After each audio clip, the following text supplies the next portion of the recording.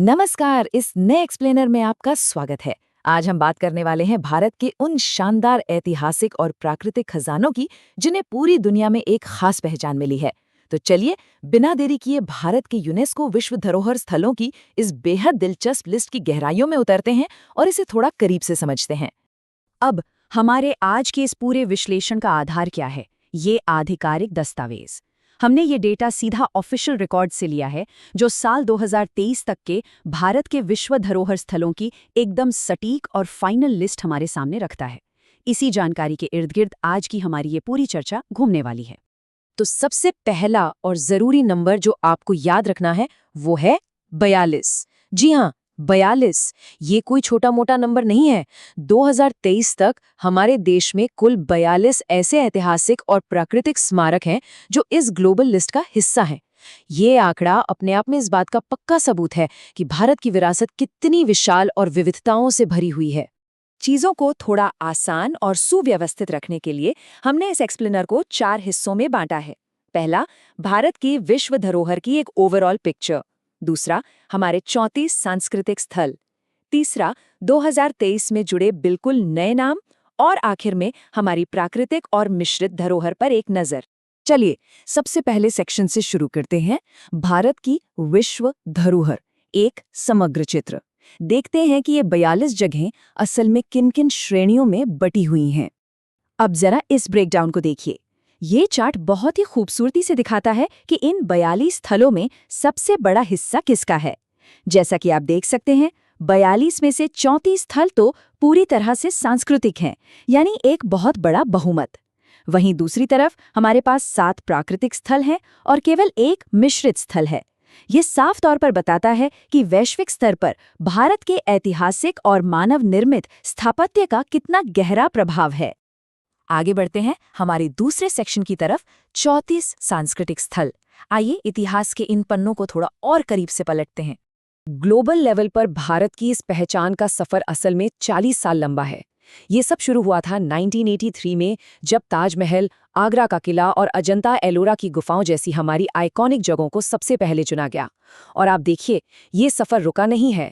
1993 के हुमायूं के मकबरे से लेकर 2004 में मुंबई के छत्रपति शिवाजी टर्मिनस तक और अब 2023 के एकदम नए स्थलों तक ये कारवां लगातार बढ़ता ही जा रहा है। यहाँ एक बहुत ही दिलचस्प पैटर्न उभर कर आता है।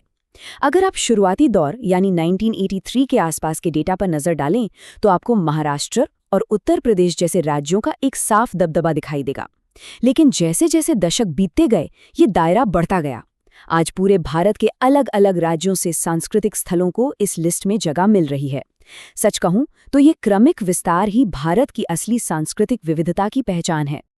और हाँ, एक बात और, अगर आपको लगता है कि इस लिस्ट में सिर्फ पुराने मंदिर या किले ही हैं, तो आप गलत हैं। ये दायरा उससे कहीं ज्यादा बड़ा है। जरा सोचिए, मध्य प्रदेश में भीमबेटका की उन प्राचीन गुफाओं से लेकर चंडीगढ़ में ले कॉर्बूसियर की बिल्कुल मॉडर्न वास्तुकला तक, और यहाँ तक कि भारत के पर्वतीय रेलवे और जंतर मंतर जैसी साइंटिफिक ऑब्जर्वेटरीज भी इसका हिस्सा हैं।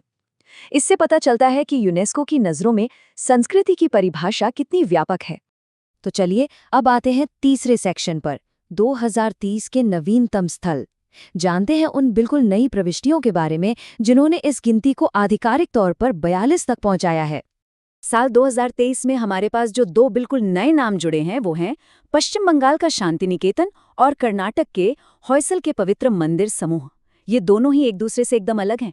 एक भारत के पूर्व का प्रतिनिधित्व करता है तो दूसरा दक्षिण का। शांति निकेतन अपनी बहुत ही खास शैक्षिक और सांस्कृतिक विरासत के लिए जाना जाता है, वहीं होयसल के मंदिर अपनी बेजोड़ और जटिल मूर्तिकला के लिए पूरी दुनिया में मशहूर हैं।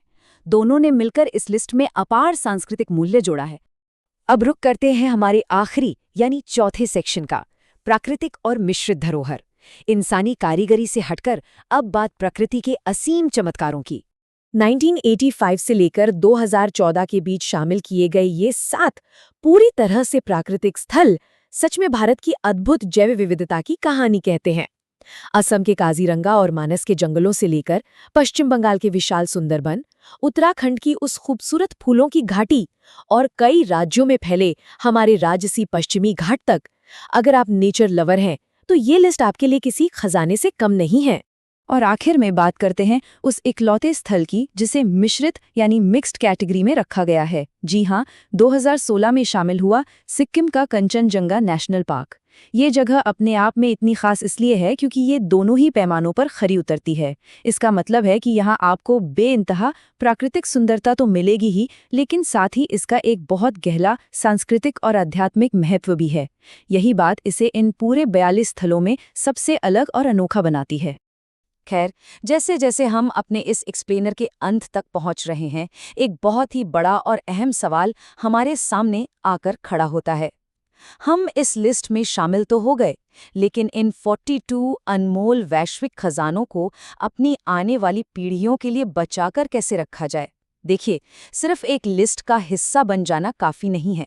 असली चुनौती तो इनके संरक्षण की है। क्या हम इसके लिए पूरी तरह तैयार हैं? इस सवाल के साथ मैं आपको छोड़े जा रहा हूं। हमारे साथ इस सफर में जुड़ने के लिए बहुत बहुत धन्यवाद। उम्मीद है इस डेटा ने भारत की इन धरोहरों को देखने का आपका नजरिया थोड़ा और साफ किया होगा।